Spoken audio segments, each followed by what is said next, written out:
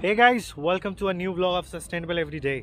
और आज मैं अपनी एक साइट पे गाइस आया हूँ जहाँ पे मैं रूफ टॉप के लीकेजेस को चेक करने आया हूँ। जी हाँ, बहुत बड़ा डिस्प्यूट है, ध्यान से सुनिएगा। But before starting this vlog, मैं यहाँ पे साइट पे आया हूँ पब्लिक ट्रांसपोर्टेशन का यूज़ करके, इस्तेमाल करके। Public transportation here in Dubai is really cool man. सबसे मस्त बात यह है कि दुबई के में एकदम आजकल का मौसम जो है ना एकदम मस्त हो गया, एकदम ठंडा वाला। धूप भी एकदम आपको लग नहीं रही है, ठंडी लग रही है मुझको। मैं जैकेट ऐसे डाल के रखी है और सुबह एकदम कोहरा हो गया था। So before starting this video I would like to show you some cinematic videos.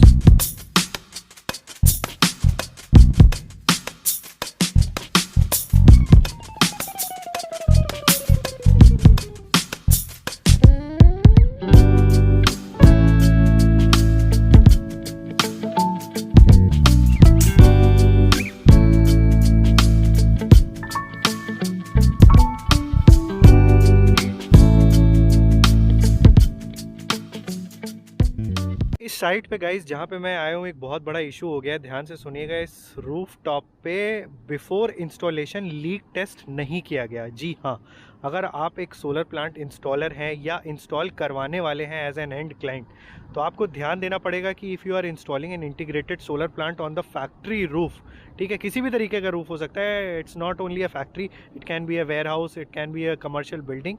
तो इंटीग्रेटेड रूफ पे जब भी आप सोलर प्लांट लगाते हैं तो आपको वाटर लीक टेस्ट, मतलब वाटर प्रूफिंग का टेस्ट करवाना पड़ेगा। बिकॉज ऑब्वियस सी बात है, मॉड्यूल बैठाने के लिए, रेल्स बैठाने के लिए मल्टीपल ड्रिल्स किए जाते हैं, पंच किए जाते हैं, वॉक केबल ट्रे लगाए जाएंगे, वॉकवे लगाए जाएंगे। तो बहुत सारे लीकेजेस हो सकते हैं लोगों के चलने फिरने during the course of INC. तो लीकेजेस हो जाते हैं यार। अब होगा कि आप वेट क्लीनिंग कराओगे, वेट क्लीनिंग कराओगे तो ऑब्वियस सी बात है उन लीक्स के थ्रू पानी अंदर जाएगा, अंदर मशीनरीज के ऊपर ड्रिप होगा, आपका बहुत बड़ा लॉस होगा। So it becomes a heavy dispute between the operation and maintenance company and the end client. Post installation क्या होगा कि मतलब आप वेट क्लीनिंग करना है, आपको तो जनरेशन इन्हांस करना है, नीचे पानी ड्रिप होगा, एंड क्लाइंट के साथ आपका डिस्प्यूट होगा, बंद करो फलाना डिमाका ये सब। सो इट्स बेटर कि जो इंस्टॉल करा रहा है या जो इंस्टॉल कर रहा है वो क्लाइंट को पिच करे, इस चीज़ को बताए कि फ्यूचर में ऐसा होता है, लीक होता है, आप करवा लो। वरना बाद में क्या होगा कि आपको यहाँ पे देखिए अच्छे खासे मॉड्यूल लगे हैं, इनको निकलवाना पड़ेगा, डिसमेंटल कराना पड़ेगा। जहाँ जहाँ लीक है वहाँ पे आपको सिलिकॉन या वाटर प्रूफिंग करवानी पड़ेगी डेडिकेटेड। तो उसमें यार डबल खर्चा है यार, बहुत नुकसान होता है यार। अब गाइज अपना डिस्कशन स्टार्ट करते हैं। जो वीडियो का टॉपिक है, वेदर मैनुअल वेट क्लीनिंग या रोबोटिक क्लीनिंग, कौन सा बेस्ट रहेगा, कौन सा सस्ता रहेगा। जब आप ये चीज़ डिसाइड करने वाले होते हैं, या जो फ्रेशर्स होंगे या बिजनेस डेवलपमेंट टीम वाले होंगे, तो मेरे वीडियो को ध्यान से समझे। जो मैकेनिज़्म है इस इंडस्ट्री का, मतलब बोलते हुए भी बहुत बहुत दुख हो रहा है, लेकिन nobody wants to save the planet, everybody is just doing business in the name of solar. तो ये जो मैंने लाइन बोली है ना, इसी तरीके से ये इंडस्ट्री काम करती है। अब इसको समझिए कि जब कॉस्ट वाइज चीज़ें आती हैं, लोग कमर्शियली सोचने लगते हैं, तो किस हिसाब से डिस्कस करते हैं या एक फाइनल कंक्लूजन पे आते हैं कि that whether we will go with manual dry cleaning, wet cleaning, और we should go with robotic cleaning. कौन सा इसमें से बेस्ट होने वाला है, फ्यूचर में क्या बेस्ट होगा, ठीक है, in terms of technology, in terms of cost, वो भी मैं आपको इस वीडियो में आगे बताता हूँ। एज़ यू ऑल नो कि सोलर का जो कॉस्ट है, मतलब सिलिकॉन फोटोवोल्टिक्स का जो कॉस्ट है, whether it is a module, whether it is any equipment related to solar installation, उसके प्राइस में कितना बड़ा ड्रास्टिक ड्रॉप आया है over the past years.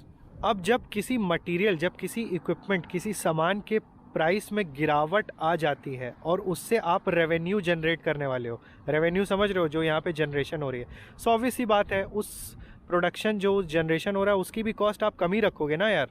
This is silicon photovoltaic guys. यहाँ पे क्या है कि मार्केट में इतना इसके ऊपर R&D हो रहा है कि धीरे धीरे टेक्नोलॉजी वाइज भी इसमें इम्प्रूवमेंट हो रहा है एंड कमर्शियली भी इसका प्राइस नीचे चला जा रहा है। हर टाइम देखोगे कि मॉड्यूल मैन्युफैक्चरर कुछ नए नए मॉड्यूल्स लेके आ रहे हैं। In fact I will tell you कि multi crystalline monoperc bifacial triple cut module भी नेक्स्ट ईयर तक मार्केट में आ जाएंगे, यू नो, और उसकी कैपेसिटी होगी 1 किलोवाट तक। सुनने में मजाक लग रहा है लेकिन ऐसा होगा नहीं, अगले साल तक रुकिए, 1 किलोवाट का भी मॉड्यूल मार्केट में आने लगेगा। और equipment wise, product wise, commercially इसका प्राइस इतना नीचे चला जाएगा कि जो इससे रेवेन्यू जनरेट हो रहा है वो भी बहुत कम रहेगा। मतलब सोलर से बिकने वाली बिजली आज के भी डेट में गाइस वर्ल्ड में सबसे सस्ती है।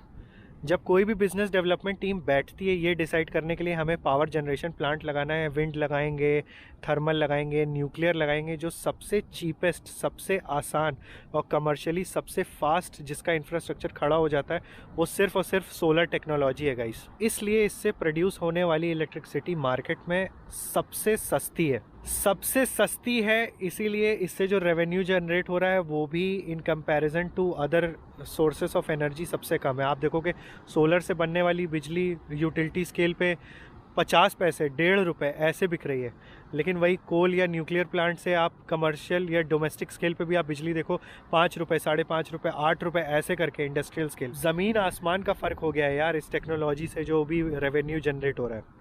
अब होता क्या है कि आईएनसी जो लोग इंस्टॉलेशन कर रहे हैं उनको भी मेरी बात से वो कहीं ना कहीं सहमत होंगे कि यार मतलब आजकल यूटिलिटी स्केल या हम इंस्टॉलेशन कुछ भी कर रहे हैं तो उसमें बहुत कट टू कट का मार्जिन आ गया है, मतलब उतना प्रॉफिट नहीं हो रहा है जितना पहले हो रहा था हमें। वही कहीं ना कहीं ये जो कॉस्ट है, इनिशियल कॉस्ट है, वो कहीं ना कहीं रिफ्लेक्ट हो रही है एनुअल बजट पे जो लोग ऑपरेशन एंड मेंटेनेंस कर रहे हैं। मतलब एकदम कट टू कट बिजनेस हो गया है और उतना रेवेन्यू नहीं जनरेट हो रहा है जितना होना चाहिए। और प्लस टेक्नोलॉजी भी ऐसी है कि आपको सिलिकॉन फोटोवोल्टिक सेल को साफ़ करना है। अगर आप नहीं साफ़ करोगे तो रेवेन्यू जनरेट नहीं होगा। जो भी आपने इनिशियल इन्वेस्टमेंट कर रखा है उसका जो रेट ऑफ रिटर्न है वो कहीं ना कहीं पीछे शिफ्ट होता चला जाएगा। अगर आप इसको अच्छे से मेंटेन नहीं करोगे, रेवेन्यू प्रॉपर जनरेशन नहीं जनरेट करोगे। तब बात आ जाती है during the course of maintenance कि हम कॉस्ट कटिंग कैसे करें। वेट क्लीनिंग मैनुअली करा के हमें होगा या रोबोटिक क्लीनिंग कराएं तो होगा। अब रोबोटिक क्लीनिंग का क्या हिसाब है कि लोग सोचते हैं कि जैसे स्टार्टिंग में सोलर के इनिशियल इन्वेस्टमेंट में लोग डरते थे कि अरे यार बड़ा महंगा है, कौन लगवाएगा, फलाना डिमाका, ये उसी तरीके से आज की डेट में गाइस जो है हमारी रोबोटिक क्लीनिंग है। सिंस मार्केट में प्लेयर कम है, ज़्यादा कुछ इंडस्ट्रियल एप्लीकेशन इसका नहीं है, मतलब वाइड स्केल पे नहीं यूज़ हो रहा है, तो मतलब R&D भी इस पर कम हुई है, इसलिए रोबोट्स का कॉस्ट बहुत ज़्यादा है। लेकिन जैसे जैसे अगर आप इसको इस्तेमाल करेंगे या लॉन्ग रन में देखेंगे, मेरा भी एक प्लांट है 1 मेगावाट का, वहाँ पे रोबोटिक क्लीनिंग हम लोग ने इंस्टॉल कर दी, ड्राई क्लीनिंग रोबोटिक, ठीक है। अब वहाँ पे हम लोग ने 1 साल के कोर्स में देखा कि जो हम लोग ने 1 साल पे मैन पावर पे खर्चा किया था रोबोटिक क्लीनिंग से पहले, उसका एनुअल कॉस्ट ज़्यादा आ रहा था as compare to robot install करने के बाद जो हम लोग ने जनरेशन को देखा। मतलब robotic cleaning install, dry cleaning install करने के बाद हमारा जनरेशन भी, एनुअल जनरेशन भी ज़्यादा था, प्लस खर्चा भी कम लगा। आप यहाँ पे ये समझिए कि अगर आप मैनुअल वेट क्लीनिंग कराते हो तो आप बहुत सारे कॉस्ट एसोसिएटेड हो जाते हैं उसके साथ। आपको जो लेबर आप उठा के ला रहे हो, आप उसको उसकी सैलरी देनी पड़ेगी, उसके ट्रांसपोर्टेशन पे खर्चा करना पड़ेगा, ठीक है। आप जो क्लीनिंग इक्विपमेंट लग रहा है उस पर आपको खर्चा करना पड़ेगा, पानी लेके आ रहे हो पानी का खर्चा करना पड़ेगा, मतलब डेली बेसिस का ऑपरेशनल रनिंग कॉस्ट है। प्लस 1 मेगावाट का जो प्लांट था उसको क्लीन करने में जो 3 मैन पावर थी उसको 3 से 4 दिन का टाइम लगता था, ठीक है। तो उस 3 से 4 दिन के टाइम में मतलब उनका मतलब ट्रांसपोर्टेशन कॉस्ट और कुछ ब्रेकडाउन हो गया, मतलब पाइप फट गया, ये सब उल्टी सीधी चीज़ें होती, ऑपरेशनल चैलेंजेस, जिसकी वजह से जो एनुअल कॉस्ट था वो बहुत ज़्यादा ऊपर चला गया। लेकिन वहीं हम लोग ने रोबोटिक क्लीनिंग जब इंस्टॉल किया वहाँ पे ड्राई क्लीनिंग, तो हमारा मतलब ट्रांसपोर्टेशन कॉस्ट बाईपास हो गया, क्योंकि अब किसी को ट्रैवल नहीं करना है। And since it is an internet connected device, तो हम रिमोटली रोबोट को कमांड दे सकते हैं और रोबोट जो है ऑपरेट करता है और with in let's say 20 to 30 minutes पूरा प्लांट हमारा क्लीन हो जाता है। अब यहाँ पे समझिए होगा क्या कि मतलब बेनिफिट कैसे हो रहा है in terms of generation robotic cleaning और मैनुअल क्लीनिंग में। देखिए मैनुअल क्लीनिंग क्या है कि आप मंथ में 2 से 3 बार कराओगे, ठीक है। सपोज़ अगर मंथ में आप 2 बार कराते हो तो एक आप फर्स्ट को कराओगे, फिर उसके बाद सेकंड जो आप कराओगे 15th को कराओगे। मतलब मंथ में आपको 2 साइकिल करानी है ना, कंप्लीट साइकिल, तो एक फर्स्ट को कराई और एक 15th को कराई। तो अगर आप जनरेशन का ग्राफ देखोगे कि अगर आप मंथ में 2 बार क्लीनिंग करा रहे हो तो आपका क्या जनरेशन का ग्राफ कैसा बनेगा। तो फर्स्ट को आप कराओगे तो ऑब्वियस सी बात है फर्स्ट को जनरेशन एकदम से इम्प्रूव हो जाएगी और फिर धीरे धीरे ड्रॉप होना स्टार्ट होगी। ड्रॉप होते होते सीधे 15th पे आएगी। 15th को आपने क्लीन कर दिया तो अचानक से जनरेशन आपकी इनहैंस हो जाएगी, ठीक है। अब ये जो आप 2 माउंटेन देख रहे हो जहाँ पे आपकी जनरेशन इंक्रीज़ हुई है फिर ड्रॉप होना स्टार्ट हो रही है, इसके बीच का जो गैप है, ठीक है, इसके बीच के गैप को आप कवर नहीं कर पाए ना, क्योंकि उस टाइम आपने क्लीनिंग की नहीं, क्योंकि आप एनुअल बजट को अपने देख रहे थे ना कि भाई हमारे बजट में क्या है कि हम मंथ में 24 बार ही क्लीनिंग करा सकते हैं, मतलब मंथ में हम सिर्फ 2 ही क्लीनिंग करा सकते हैं, इतना ही हमारा बजट है, क्योंकि हमारे सोलर प्लांट से जनरेशन ही उतनी हो रही है, हमको उसको बेचनी भी है, प्लस उसमें से कुछ शेयर बचाना है ताकि हम अपने इसके मेंटेनेंस कॉस्ट में उसको खपा सकें।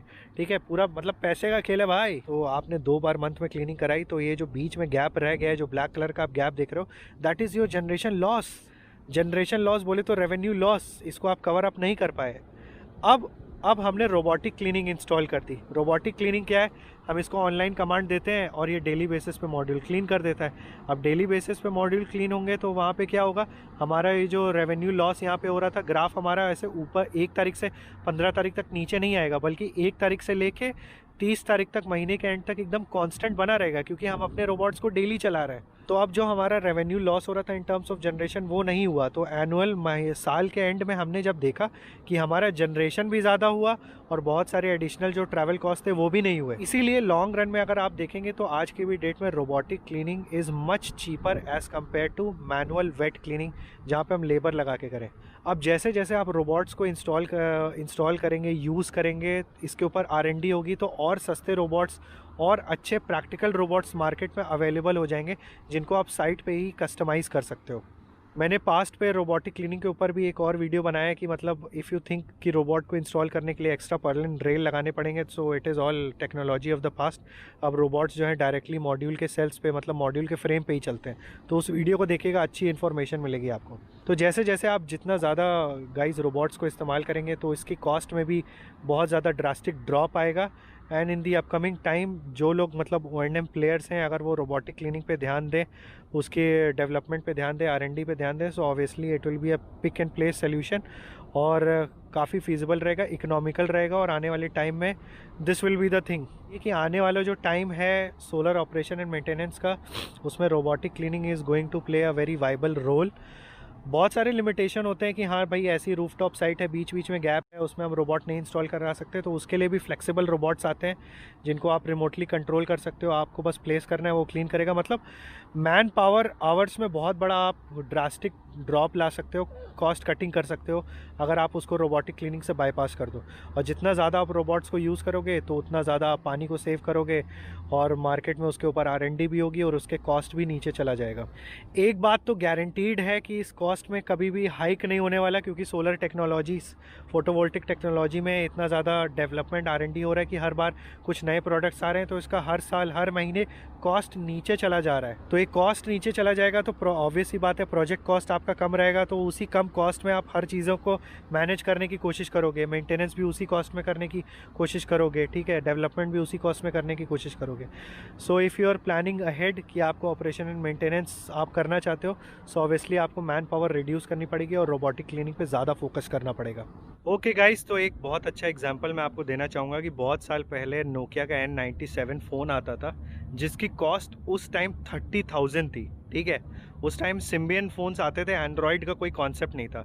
लेकिन जैसे जैसे टेक्नोलॉजिकल एडवांसमेंट हुआ और एंड्रॉयड फ़ोन मार्केट में आ गए, तो आज देखो नोकिया के नए एडवांस फ़ोन आते हैं मल्टी टच स्क्रीन और मल्टी कैमरास के साथ, with higher RAM, higher storage, और उसकी कॉस्ट 10,000 से भी नीचे है। तो मतलब आप देख रहे हो समय के साथ साथ कॉस्ट में भी एकदम डाउनग्रेड हो गया और टेक्नोलॉजी इंप्रूव होती जा रही है। तो जैसे जैसे लोगों की रिक्वायरमेंट बढ़ रही है, जैसे जैसे उस चीज़ में R&D हो रही है, नए मॉडिफिकेशन, नई टेक्नोलॉजी आ रही है, तो वैसे वैसे कॉस्ट भी उसका नीचे होता चला जा रहा है। तो उसी तरीके से गाइज अपने ये सोलर टेक्नोलॉजी भी है, जैसे जैसे इसमें टेक्नोलॉजिकल एडवांसमेंट होता जाएगा, बहुत फीजिबिलिटी बढ़ती जाएगी, तो वैसे वैसे इसका आने वाले टाइम में कॉस्ट भी नीचे चला जाएगा। मतलब इक्विपमेंट प्रोडक्ट कॉस्ट नीचे जाएगा तो इन्वेस्टमेंट भी उसमें फिर कम रहेगा, तो उस हिसाब से इसका जो रेवेन्यू जनरेट होगा इन टर्म्स ऑफ जनरेशन, तो वो भी उसका भी रेट कम रहने वाला है। तो उसी रेट में सब कुछ मैनेज करना है, अपना प्रॉफिट भी, मार्जिन निकालना है, ओवरहेड भी निकालना है, उसी कॉस्ट से आपको इसका मेंटेनेंस कॉस्ट भी निकालना है। तो गाइज व्लॉग एंड करने से पहले मैं फिर से सबको रिमाइंड करना चाहता हूँ कि सोलर प्लांट जो गाइज टेक्नोलॉजी है, यहाँ पे जो जिस चीज़ को हम कैप्चर करने की कोशिश कर रहे हैं, that is the solar radiation. वो अपने प्लानट पे रहने वाला है आने वाले बिलियन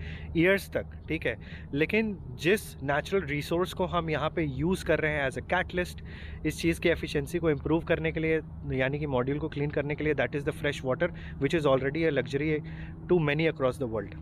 तो आने वाले टाइम में भी गाइज यही होगा, फ्रेश वाटर से मॉड्यूल क्लीन करने का जो कॉन्सेप्ट है it will become super super super idiotic, और उस टाइम ड्राई क्लीनिंग का ही लोग सोल्यूशन ढूंढेंगे। सो आई वुड रिक्वेस्ट कि मतलब अगर जो भी ऑपरेशन एंड मेंटेनेंस कंपनियां हैं एंड जो भी कंपनी जो रोबोटिक क्लीनिंग को डेवलप कर रही है, they should work totally on it, और जितना ज़्यादा यूज़ होगा उतने अच्छे नए practical robots module cleaning dry cleaning solution market में अवेलेबल होगा। तो आई होप गाइज ये वीडियो आपको अच्छा लगा होगा, काफ़ी इन्फॉर्मेटिव लगा होगा in terms of how this market is actually working commercially with commercial aspect. कैसे कॉस्ट वाइज हम डिसाइड करते हैं कि ये मार्केट कैसे काम कर रहा है, कैसे हमें अपने मतलब प्रोडक्ट वाइज या प्रोजेक्ट वाइज फिजिबिलिटी अपनी चेक करनी है कि हम मार्केट में यहाँ पे स्टैंड कर पाएंगे या नहीं कर पाएंगे। तो अगर आपको मतलब इसके बारे में और फर्दर डिस्कस करना है मेरे से, so you can connect with me on LinkedIn और you can join my discussion group on Telegram. उस सभी का लिंक आपको इस वीडियो के डिस्क्रिप्शन में मिल जाएगा, तो आप वहाँ पर जाके मतलब लिंकअप कर सकते हैं मेरे से, आप फर्दर डिस्कस कर सकते हैं। तो अगर सोलर से रिलेटेड और भी कूल स्टफ वीडियोज़ अगर आपको देखने हैं, so just subscribe my channel sustainable everyday. Upcoming videos मेरा 2020 एक्सपो के ऊपर होने वाला है जो कि दुबई में स्टार्ट होने वाला है। So I have got some VIP access for some small tour कि वहाँ पे कौन कौन से एग्जिबिटर ऑलरेडी आ गए हैं बिफोर द एक्सपो, तो वो आप तभी देख पाएंगे जब आप मेरे चैनल को सब्सक्राइब करेंगे। So do subscribe and like my channel sustainable everyday, and I will catch you guys in my next vlog. Thanks for watching the video guys.